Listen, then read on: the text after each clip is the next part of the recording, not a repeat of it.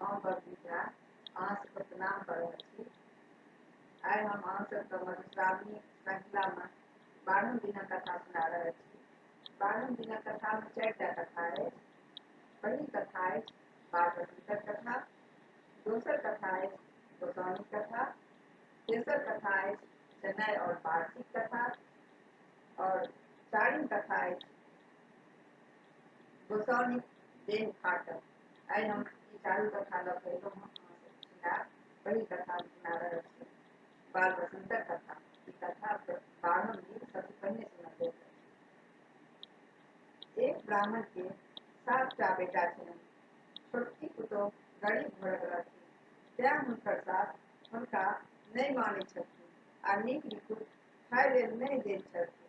जखन छोटकी पुतोह गर्भवती भेलखिन तऽ हुनका नीक निकुत चीज सब खायके मोन भेलनि। मुदा सासु सेहनता कोनो वस्तु खाय नहि दैत छलखिन।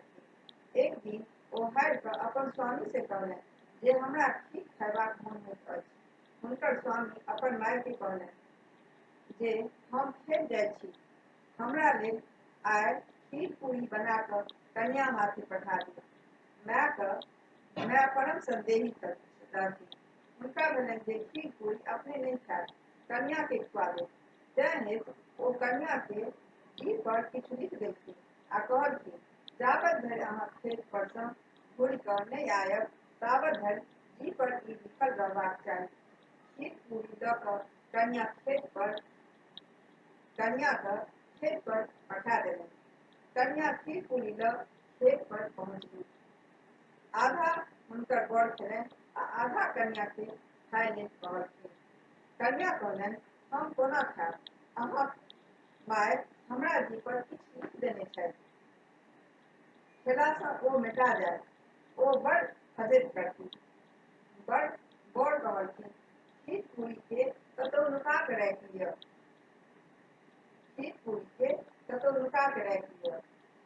जखन माय अहाँके जीभ देख लेती तकर बाद आबि कऽ खा लेब। कन्या एकटा पीपरक भोजन में ओहि खीर पूरी के नुका के राखि गेली। हुनकर सास हुनकर जीभ देखलनि। तखन कन्या कोनो लाथे खीर पूरी खाय लेल ओहि पीपरक गाछ लग पुनः गेली। तखन कतौ हुनका खीर पूरी गाछक धोधर में नहीं भेटलनि। ओहि धोधर में एक बिषहारा रहैत छलै। ओहिमे एक नागिन सेहो रहैत छल। ओ गर्भवती छल। ओ सबटा खीर पूरी खा लेलक। कन्या के बड़ दुख भेलनि जे एतेक प्रयत्नक बादो खीर पूरी खायब हुनक भाग्य में नहीं छलनि। ओ खीर पूरी के चारू कात ताकय लगली आ बाजय लगली आशा भेल निराशा, साँझर भेल परात, जे मोर खेलनि खिरिया पुरिया, तिनको पुरिहनि आस। ई ओ कन्या बाजऽ लगली। किछु दिनक बाद 2टा बच्चा ओहि नागिन के भेलै। जाहि बाध में ब्राह्मणी खेत छलनि ताहि बाध में नागिनक 2 कौआ खेलाइत रहैत छल। एक दिन ओहि कौआ के चरवाहा सब मारय लेल दौड़ल। कौआ भागि कऽ ब्राह्मणीक लग गेल। हुनका बड़ दया लगलनि। ओ झट दऽ ओकरा पथिया सँ झाँप देलनि और चरवाहा सब आबि के कन्या के पुछलनि जे 2टा कौआ साँपक देखलियै अहाँ की? तऽ ओ उत्तर देलनि एम्हर नहि आयब अछि। जखन ओ सब चलि गेल तखन पथिया उखाड़ि देलनि। 2 साँपक कौआ ओतऽ से चलि गेल। घर जाय 2 कौआ अपन माय सँ कहलक जे एकटा ब्राह्मणी हमरा लोकनिक प्राण बचा लेलनि, नहीं तऽ चरवाहा सब खिहारि कऽ आइ हमरा 2 गोटे के मारि दैता। एक कौआक नाम बाल और दोसर कौआक नाम बसंत छल। माय ओकरा कहलकै जे ई बात मोन में रखिहें, जे तोहर उपकार करो तकर तूहो सब उपकार करिहें। 2 कौआ दोसर दिन पुनः ओहि बाध में खेलय गेल। कन्या अपन खेत पथार देखबाक हेतु बाध गेल रहथि। हुनका देख कौआ बाजल अहाँ लोकनि बासुकी नागक बेटा छी। काल्हि अहाँ हमरा 2 गोटे के प्राण बचेलहुँ, प्राणक रक्षा केलहुँ, तें हेतु हम प्रसन्न छी। जे वरदान मांगैत रहए से मांगू। कन्या कहलनि, हमरा नैहरक आस नहीं अछि, से हमरा नैहरक आस हुए एहन वरदान दिअ। दोसर दिन मनुष्यक रूप धारण कर दुनू भाई कन्या ओतय पहुँचला। ओतय कन्याक सास भैंसुर आ बड़ सँ कहलनि, हम दुनू कन्याक भाई छियनि। हमरा लोकनिक जन्म हुनकर दुरागमनक बाद भेल। एतय सँ आवर जात नहीं रहला सँ अपने लोकनि हमरा लोकनिके नहीं चिन्हैत छी। हम अपन बहिन के विदागरी करेबाक लेल आयल छी, कृपया विदागरी कऽ दिअ। कन्याक मोन आ दुनू भाई फट के विदागरी हुनकर साउस कऽ देलनि। थोड़ेक दूर गेलाक बाद एक पैघ बिहड़ि भेटल। ओहि बिहड़ि में तीनू गोटे प्रवेश केलनि। ओहि बिहड़ि सँ निकललाक बाद कन्या के नीक कोठा सोफा भेटलनि। बासुकी मनुष्यक रूप धारण कर कन्याक स्वागत कयलनि। ओ सुख सँ ओतय रहय लगलीह। कन्या सँ बासुकी कहलनि, सुआसिन के काल छै जे ओ इजोत केने रहए, तें हेतु अहाँ प्रतिदिन साँझ में दीअठ पर दीप जराउ। अहाँ आराम सँ रहू आ खाउ खेलाउ। कन्या नित्संध्या काल दीप लेत, दीअठ पर राख देत। ओ जकरा दीअठ बुझि कर दीप राख देत से बासुकी नागक धन छल। साँझ के बासुकी नाग चक्री मारि बैसत आ फन के ऊपर कय देत।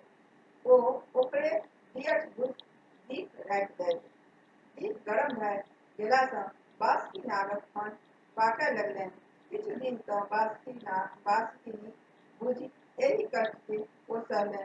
जखन ओ असहज भऽ गेलनि तऽ बासुकी सँ कहलनि, हे ई मनुष्य सब दिन हमर चैन के झड़कबैत अछि। सौंसे चैन में हमरा फोका भऽ गेल अछि। हम एकरा सहि नहीं सकैत छी। हम एकरा डस लेबै। बासुकी विनती करैत कहलखिन, सुआसिन सुख साधारण नहीं छै। जखनहि ओकर जन्म होइत छै तखनहि सँ बापक चानी तपय लगैत छै। केहन एकर स्वभाव हेतैक, बड़ केहन हेतैक। कोना ई अनचिन्हारक संग समय काटत। सासुर में ई यश देत कि अपयश, ओतय एकरा सुख हेतै कि दुख। एहि सभक चिंता सँ बेटीक बापक चान सतत गरम रहैत छै। एतय अपने एकरा किछु नहीं करियौ, नहीं तऽ हमरा बड़ अयस होयत। हम एकरा एतय सँ काल्हि विदा कऽ दैत छियै। सासुर गेलाक बाद जे फुराय से करब। दोसर दिन बासुकी नुआ लहठी आ गहना दय जेना बेटीक विदागरी में ओरियान होइत छै कन्या के बाल बसंतक संग विदा कय देलनि। जाइत काल बासुकी कन्या सँ कहलनि जे सासुर में राति के सुतय काल ई मंत्र पढ़ि लेल करब, तखन सुतब। ओ मंत्र थिक की से हम सुना रहल छी।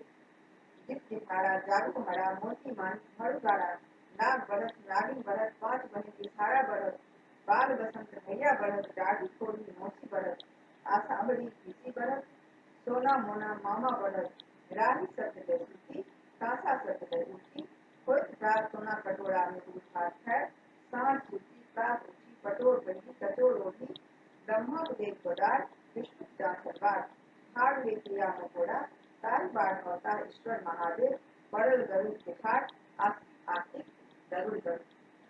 बासुकी कहलखिन जे राति में सुतय काल में अहाँ सब दिन ई मंत्र पढ़ि लेल करब, तखन सुतब। बासुकी किछु दिनक बाद ओहि कन्या के डसबाक लेल गेलाह।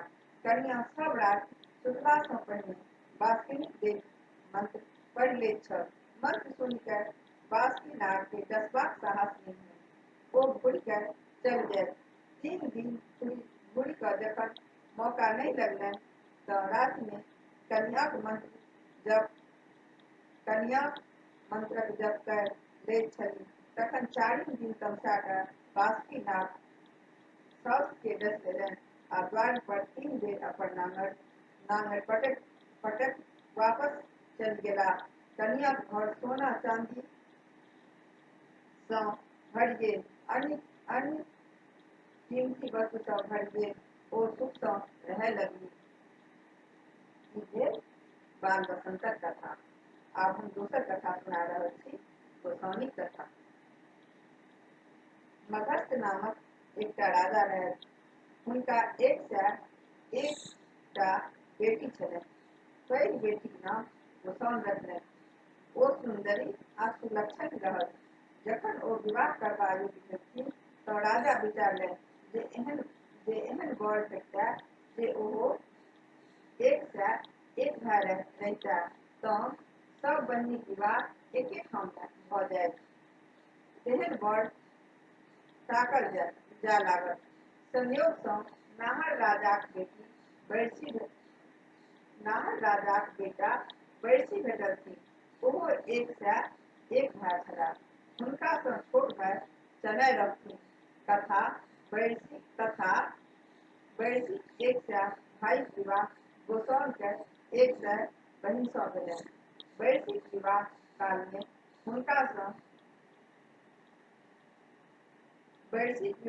में हुनका पाग सँ एक साँप खसलनि। ओ साँप लावा बीछ खाय लागल। सबके आश्चर्य भेलै। एहि समय में साँप कतय सँ आयल? पाछाँ सब बुझलक जे ई साँप बढ़सीक प्रथम स्त्री आ महादेवक बेटी लिली छथि। गोसाउनिक पिता राजा मगध के ई बात बुझि के बढ़सीक पहिल विवाह लिली सँ छल। बड़ क्रोध भेलनि। ओ बढ़सी आ लिली के मुँह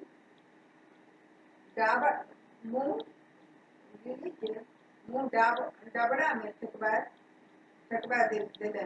गोसाउन के कोनो तरहे बढ़सी निहोरा विनती कर अनलनि। ओ सौतरीक तर में रहबाक लेल तैयार भए गेली। ओकर कष्टो सहबाक लेल तैयार भए गेली। किंतु राजा मगध बढ़सी के श्राप देलनि जे यदि ओ देव किछु पानक क्रिया खाइत रहता आ कोष किछु कोनो क्रिया सँ गप करैत रहता तऽ जीता नहीं, मरि जेता। जखन गोसाउन के मुँह बज्जी होमय लगलनि तखन लिली बढ़सी लग आबि के बैस गेली। ओ गोसाउन के बढ़सी सँ गप नहीं करय देलखिन, अपने गप करय लगली।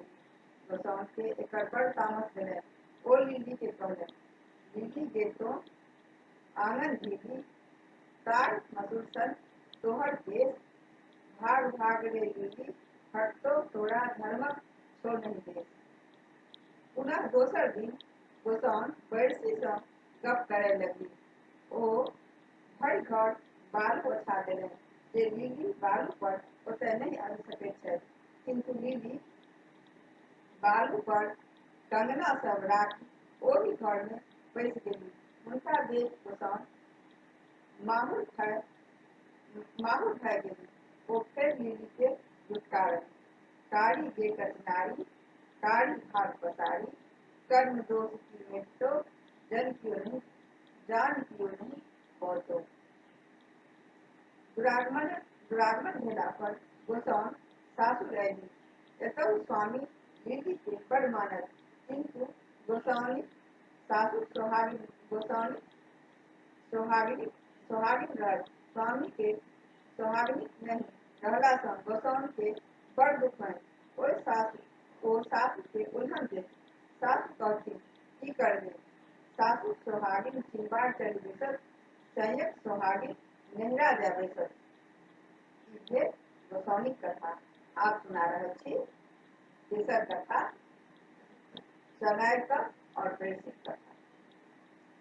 गोसाउनिक दाम्पत्य जीवन नीक नहीं रहै। हुनकर स्वामी बढ़सी हुनका सँ भेंट नहीं करथिन। एकर दुख गोसाउन के सहल नहीं जाय छनि। एहि कारणे हुनका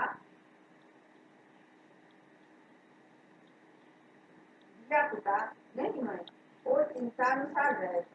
ओ अपन दुखनामा दियोर चनय सँ कहलनि। चनय सोचलनि ई घर में लीली भाई सँ गोसाउन के भेंट नहीं होमय देथिन, तें हेतु कोनो उपाय कयल जाय।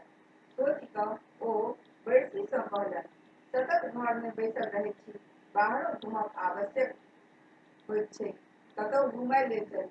बड़सी कहलनि, हम कतहु कोना जायब? अहाँके बुझले अछि जे हमरा ससुरक श्राप कहने अहाँके बुझले अछि जे हमरा ससुरक श्राप अछि, देव पाछू क्रिया आ कोष पाछू क्रिया भेटत तऽ जीव नहीं तऽ मरि जायब। एहन परिस्थिति में हम कोना घूमऽ जायब? तने उत्तर देथिन, एकर चिंता अहाँ नहीं करू, हम एकर सब व्यवस्था कऽ देब। अपने विदा तऽ हो। बड़सी कहत छली, किंतु एहन नहीं हुए जे अपनी खेत में प्राण चलि जाय। जनक पुनः कहलनि, अपन सबटा भार हमरा पर रहऽ दियौ, हम अपने कोनो प्रकारक कष्ट नहीं हुअ देब। जनक यात्रा के तैयारी में लग गेला। ओ 5-5 कोस पर खेमा खसाओल, जतय राति के विश्राम कयल जा सकय। गोसाउन के सिखा देल गेल जे अहाँ आगू आगू चलू, प्रत्येक राति में अहाँ भेष बदलि कऽ रहब। ओतय नीक जकाँ भाई सँ भेंट होइत रहत। अहाँ अपना संगे पासा लय लेब, जतय जतय भाई सँ भेंट हुए ततय ततय सबूतक लेल पलंग तर में एकटा पासा गाड़ैत जायब। गोसाउन के सएह कहलनि। बड़सी जखन घुमबाक लेल विदा भेला तऽ चनाई संग में एक मोटा पान लऽ लेलनि।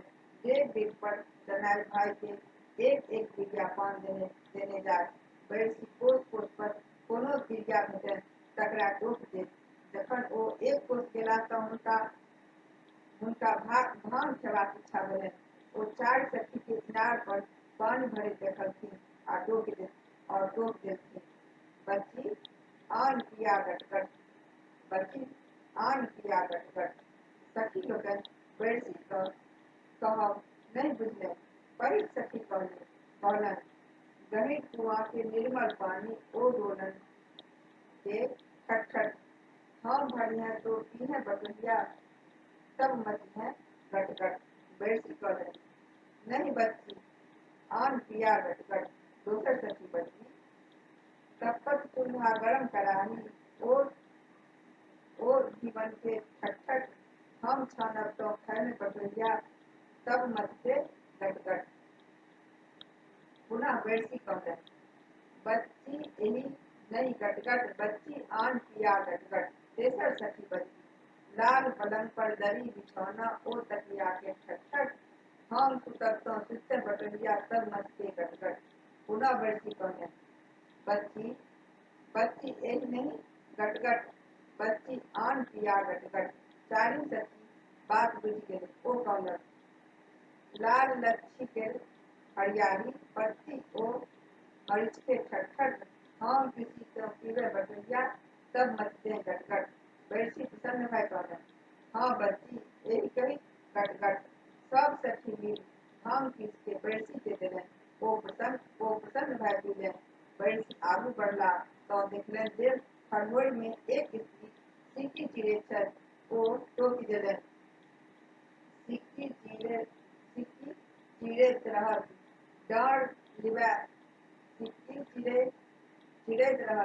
डाँड़ लिबै छनि, डाँड़ खसै छनि केश, एहन धनी जँ हमरो रहितनि, सोने मरगतहु भेष। ओ स्त्री उत्तर देलक, चक गोड़ पान मुख शोभन, सिर में ओछिया केश, एहन पिया जँ हमरो रहितनि, सोने बढ़बतहु भेष। बड़सी तेसर कोस गेला पर स्त्री के चिपड़ी पाथे देखलनि। ओकरा पूछि देलनि, चिपड़ी पाथे चटाचटी लट छिलकावत केश, कनखी भावे छन छन गोरी, तोड़ पिया की बेश। ओ स्त्री उत्तर दे, पान खाए मुख फेरे डंडा, हाथी मार करे बलवंता, सिंह मार करे सियारी, तई पुरुष के हम बहुआरी। बड़सी आगू बढ़ला। चारिम कोस पर एक दुबर पातर युवती के देख टोक देलनि, सिकिया संतन पातर फूल भरी अन्न न खाए, जँ छूबन एक अंग तँ लोचन कुछ जाए। युवती उत्तर देलनि, अमुआ फरे लगा लगी जारी लिब जाए देख पिया संकोच ऊपर देव सहाय। जखन बैरसी पाँचम कोष पहुँचला तऽ साँझ भए गेलै। ओतय ओ सीमा फँसा देलनि। ओतय ओ सीमा फसल देखलनि। भोजनक बाद भीतर रौटी में जखन बैरसी पाँचम कोष पहुँचला तऽ साँझ भए गेलै। ओतय ओ सीमा फसल देखलनि। भोजनक बाद भीतर रौटी में भेष बदलि कऽ गोसाउनि बैरसी के पलंग पर गेली। बैरसी हुनका नहीं चिन्ह सकलाह। ओ भरि रात सुख सँ बितौलनि। चेन्नई सिखाओल अनुसार गोसाउनि के पलंग तर में एक पासा गाड़ि देलनि। दोसर दिन नित्य क्रिया ओ भोजन भात कऽ बैरसी चेन्नई संग घुमय विदा भेलाह। चेन्नई पान संग लय चललाह।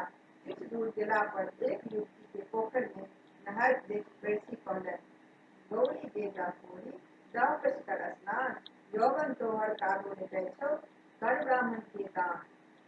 युवती उत्तर देलनि, ब्राह्मण रे तो छौ बड़ा, बड़के भेलै सियान, लाख रुपैया जकरो उठल सेहो निकेलक लवान। बैरसी उत्तर देलखिन, गोड़ल खेत मरियाओल बिया, पहिने खसल सारी सुदाब, जन्मय फूटय पाकय धान, तब गिरहस्त करय लवान। ई कहि ओ आगू बढ़लाह। बाट में केरा देखलनि। ओ जलखै लेल कीनि लय ठेंगा में लटकाय लेलनि। दोसर कोष पर युवती सब के माथ में टिकुली सटने खत्ता उछैत आ माछ मारैत देखि ओकरा सँ पूछि देलनि, खत्ता उछल खुट्टी उछल मारल रहु वार, यौवन दुनू काबे लेतै छौ, टिकुली कोन सिंगार। ओहो सब तुरंत उत्तर देलनि, पहिया तोहर लटपटिया भरिया, भोजपुर तोहर छितनार, कान पर केराक भार छौ, डोकटक कोन सिंगार। बैरसी लजा के आगू बढ़ि गेलाह। तेसर कोष पर केरा खाय पोखरि में पान पीबय गेलाह। ओतय बानर सब के पान पीबैत देखि आश्चर्य भेलनि। ओहो बानर जकाँ पानी में मुँह लगाय पीबय लगलाह। ओतय पानिभरनी सब आयल रहए। बैरसी के बानर जकाँ पानी पीबय देख एक सखी दोसर सखी सँ कहलक, एक देखू अलबत पुरुष देखू समर्थ, मुँह लय कय पान पीबय तकर की अर्थ। बैरसी उत्तर देलखिन, कानल खींचल हे सखी, काजर लागल हाथ, मुँह लय पान पीबी तकर ठीक की अर्थ। चारिम कोष पर गेलाक बाद बैरसी सखी के अपन गप करैत देखलखिन। बैरसी के देख एक सखी दोसर सखी के पुछलक, खटिया पर सँ हटिया देल, 16 फोका तरबा भेल, हम तऽ पूछी हे सखी, पंथ चलय से जीवय कोना। दोसर सखी बजली, गुल्लड़ सँ एक निकलल पाँख, से हम देखल अपने आँख, ताहि बसाते खसल 50, गुल्लड़ खाय से जीवय कोन आस। तेसर सखी पुछलक, अड़ोसिन पड़ोसिन कुटलक भांड, ताहि दमक सँ बहिर भेल कान, हे स्वामी हम पूछै छी जे चूड़ा खा कऽ केना जियब। चारिम सखी बैरसी दिस देखि कहलक, दही काठ हम ओढ़, ठाक गड़ल पोरे पोर, पंडित कहथुन हृदय विचार, एहि चारू में के सुखार। बैरसी के एकर उत्तर नहीं फुरेलनि। ओ कहलनि जे एकर उत्तर हम घुरती काल विचारि कऽ देब। ताबत पाँचम सखी कहि बैसली, घर जय में खरडिंगर होय में बहुत से अय में छी, एतबा वचन जँ पहिने कहितै हमरा तोरा होइतै प्रीत। पाँचम कोष पर पहिनहिए जकाँ बैरसी विश्राम कयलनि आवेश बदलल गोसाउन के संग रात बितौलन। गोसाउन के पलंग पर दोसर पौआ तर में दोसर पासा गाड़ देलन। तेसर दिन पुनः बैसी भोजन भात कर घुमय निकलला। चनाय पानक मोटालय संग लग गेला। एक कोस गेला पर बैसी देखलखिन जे एक युवती कदमक गाछ पर चढ़ी ओकर फूल तोड़ि रहल अछि। बैसी ओहि युवती के टोकि देलनि, कदम तोड़य कदमावती, कदमहि लत्तर फूल, मोर बियाहू होइते कदमा ऊपर उठैत छल। युवती गाछक पर सँ उत्तर देलनि, घर सँ बुलबे रे परदेसिया, जँ सरदेसिया होय, कोपा में जे फूल शोभे, फूल चुनबा होय। दोसर कोस पर एक जनी के चंपा तोड़े दे बैसी जोत देलनि, कुसुम तोड़े कुसुमावती, कुसुमहि लट्टम फट, मोर बियाहू होइते कुसुमा ऊपर उठैत छल। युवती गंभीर भय उत्तर दे, होय चंपा के तीन गुण, सुंदर सुभग सुवास, एक अवगुण मोहे लगी, रही हमरा न आवे पास। तेसर कोस पर एक कवि काठी वेश गोरी नारी युवती सँ बैसी के पाला पड़लनि। ओ ओकर वर्णन करत आ युवती और अधिक वर्णन करेबाक उत्साह हुनका देने गए। बैसी, लाल घुंघरू, लाल सिंदूर, लाल अड़हुल फूल रे, तहु संग लाल देखल गौरी मातक सिंदूर रे। युवती कहलनि, लाल दोहा कहले भला से तो बेरंग बदरंग रे, हरियर दोहा कहते भला तब तो देखतो रंग रे। फिर बैसी कहलखिन, हरियर लत्ती, हरियर तत्ती, हरियर बारबक पान रे, तहु सँ जो हरियर देखल गौरी मुँहक पान रे। फिर युवती कहलखिन, हरियर दोहा कहले भला से तो बेरंग बदरंग रे, कारी दोहा कहते भला तब तो देखता रंग रे। बैसी कहलखिन, कारी आदन, कारी भाजन, कारी भादर मास रे, तहु से जो कारी देखल गौरी माथक केस रे। फिर युवती कहलखिन, कारी दोहा कहले भला से तो बेरंग बदरंग रे, पियर दोहा कहते भला तब तो देखतो रंग रे। बैसी, पियर रे पियर धाबुस पियर हरदिक रंग रे, ताहू सँ जो पियर देखल गौरी माथक केस रे। युवती, पियर दोहा कहले भला से तो बेरंग बदरंग रे, ऊंच दोहा कहते भला तब तो देखतो रंग रे। बैसी, ऊंचे आड़ी ऊंचे धूड़ ऊंचे तो खरिहान रे, तहु सँ जो ऊंच देखल गौरी के स्थान रे। युवती, ऊंच दोहा कहले भला से तो बेरंग बदरंग रे, नीच दोहा कहते भला तब तो लगता रंग रे। बैसी, नीच आबड़ नीच डाबड़ नीच बीच पोखर रे, ताहू से जो नीच देखल गौरी आनंद पोखर रे। बैसी, बढ़ल देख युवती दोसर दिस टारल, नीच दोहा कहले भला से तो बेरंग बदरंग रे, तीत दोहा कहते भला तब तो लगता रंग रे। बैसी, तीत नीम तीत करेला तीत हरदिक पात रे, तहु सँ जो तीत देखल गौरी तो बीच छोड़ रे। युवती, तीत दोहा कहले भला से तो बेरंग बदरंग रे, गोल दोहा कहते भला तब तो लगता रंग रे। बैसी, गोल नेबो गोल अनार गोल पुरही पात रे, तहु सँ जो गोल देखल गौरी दुनू कोठ रे। युवती, गोल दोहा कहले भला से तो बेरंग बदरंग रे, उज्जर दोहा कहते भला तब तो लगता रंग रे। बैसी, उज्जर पोथी उज्जर मारा उज्जर चन्ना माछ रे, तहु सँ जो उज्जर देखल गौरी हाथक साथ रे।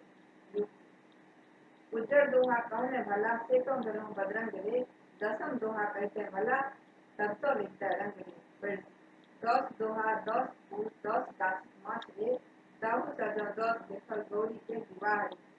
युवती, गारि सुनल। बैसी आगू विदा भेल। बैसी डेग डेग पर पान खाय आ कोस कोस पर चिड़िया सब के मनोरंजन करैत जाय, तथा प्रत्येक 5 कोस पर सीमा में राति के अज्ञात रूपे गोसाउन सँ सुख विलास करैत जाय। गोसाउनिक सुख विलासक साक्षी पलंग तर में गाड़ने जाय। चारिम पासा पलंगक चारू पौआ तर आ एक पासा बीच में गाड़लनि। बैसी 5 दिन बाद में विदा। छठम दिन अपन छोट भाई चनाईक संग राजधानी वापस अयला। दिल्ली के गोसाउन के नहीं सोहाइत रहै, तें हेतु ओ राति के कतय रहैत छलीह तकर खोज पूछैत नहीं छले ई भेल लीली कथा। आगा कथा है गोसाउनी देह फाटल।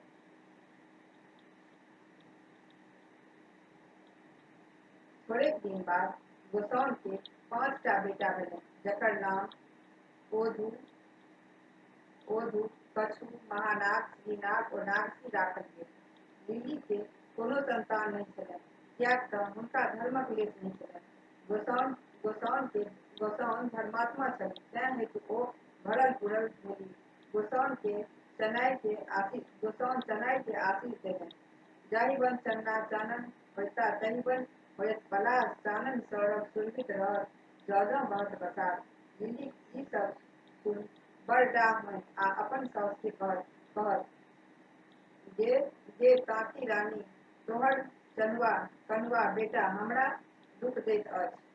लीली बैरसी कान भरब प्रारंभ कय देल।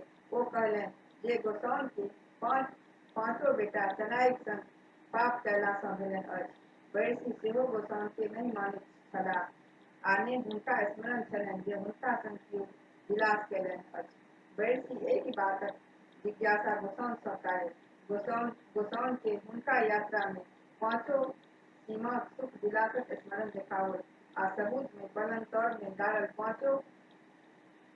पाँचो पासा देखाओल। बैरसी के गोसाउन सबूत विश्वास भ गेलनि। ओ लीली बुझाबा लेल दुनू गोटे के धर्मक परीक्षा करबा लेल तैयार भेला। लीली के मालभोग चाउर आ खेरहीक दालि और गोसाउन के लोहाक चाउर और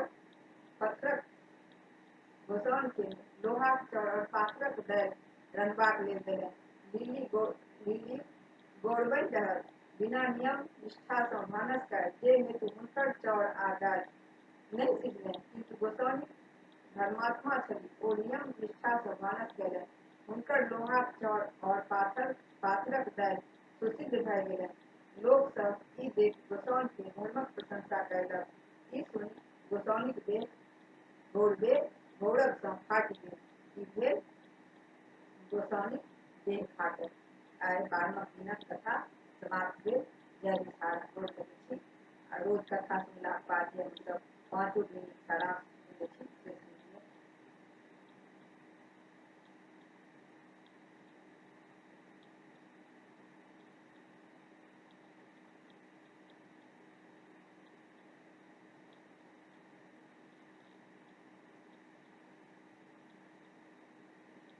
पुरैनीक पत्ता झिलमिल लता तहि चढ़ि बैसली बिषहरि माता, हाथ सुपारी खोंइछा पान, बिषहर करती शुभ कल्याण। जय विषहारा। जय विषहारा।